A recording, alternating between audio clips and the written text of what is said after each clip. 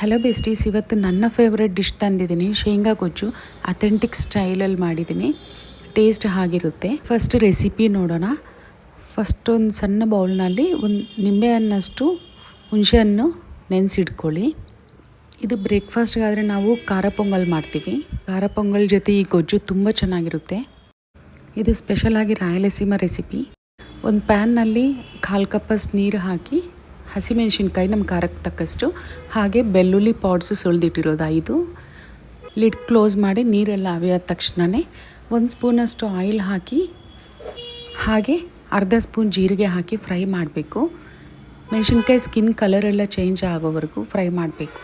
Next ಒಂದು mixer ಜಾರ್ನಲ್ಲಿ 1 ಕಪ್ಪಷ್ಟು ಶೇಂಗಾ ಬೀಜ ಹುರಿದಿಟ್ಕೊಂಡಿರೋದು, ಹಾಗೆ ಫ್ರೈ ಮಾಡಿ ಇಟ್ಕೊಂಡಿರೋ ಹಸಿಮೆಣಸಿನ್ಕಾಯಿ ಮಿಶ್ರಣ, ರುಬ್ಕೊಳ್ಳೋಕೆ ಬೇಕಾದಷ್ಟು ನೀರು, ಹಾಗೆ ರುಚಿಗೆ ತಕ್ಕಷ್ಟು ಕಲ್ಲುಪ್ಪು ಹಾಕಿ ನುಣ್ಣಕ್ಕೆ ರುಬ್ಕೋಬೇಕು. ಗ್ರೈಂಡ್ ಮಾಡಿ ಇಟ್ಕೊಂಡಿರೋ ಗೊಜ್ಜು ಒಂದು ಸಪ್ರೇಟ್ ಬೌಲಿಗೆ ತೆಗೆದಿಟ್ಕೊಳ್ಳಿ. ಹಾಗೆ ಮುಂಚೆನೇ ನೆನೆಸಿಟ್ಕೊಂಡಿರೋ ಹುಣಸೆಹಣ್ಣು ಗುಜ್ಜು ತೆಗೆದು ಗೊಜ್ಜು ಒಳಗೆ ಹಾಕಬೇಕು. ನೆಕ್ಸ್ಟ್ ಪ್ರಾಸೆಸ್ ಒಗ್ಗರಣೆ ಮಾಡಬೇಕು.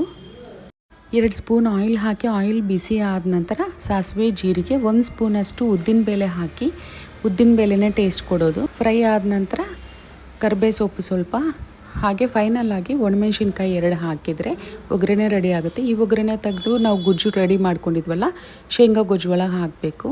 ಮಿಕ್ಸ್ ಮಾಡಿ ಟೇಸ್ಟ್ ಎಲ್ಲ ನೋಡ್ಕೊಳ್ಳಿ, ಸಾಲ್ಟ್ ಎಲ್ಲ ಕರೆಕ್ಟ್ ಆಗಿದೆಯಾ ಅಂತ. ನೆಕ್ಸ್ಟ್ ಫೈನಲ್ ಆಗಿ ಹಸಿ ಈರುಳ್ಳಿ ಕಟ್ ಮಾಡಿಕೊಂಡು ಸ್ವಲ್ಪ ದೊಡ್ಡಕ್ಕೆ ಇರಬೇಕು, ಅದನ್ನು ಮಿಕ್ಸ್ ಮಾಡ್ಕೊತಿದ್ರೆ ಅನ್ನಕ್ಕಾದರೆ ಈ ಈರುಳ್ಳಿ ಎಲ್ಲ ಸಿಗ್ತಾ ಇರುತ್ತೆ, ತುಂಬ ಚೆನ್ನಾಗಿರುತ್ತೆ. ಇದು ಮುದ್ದೆ, ಅನ್ನ ಮತ್ತು ಚಪಾತಿಗೆ ಚೆನ್ನಾಗಿರುತ್ತೆ.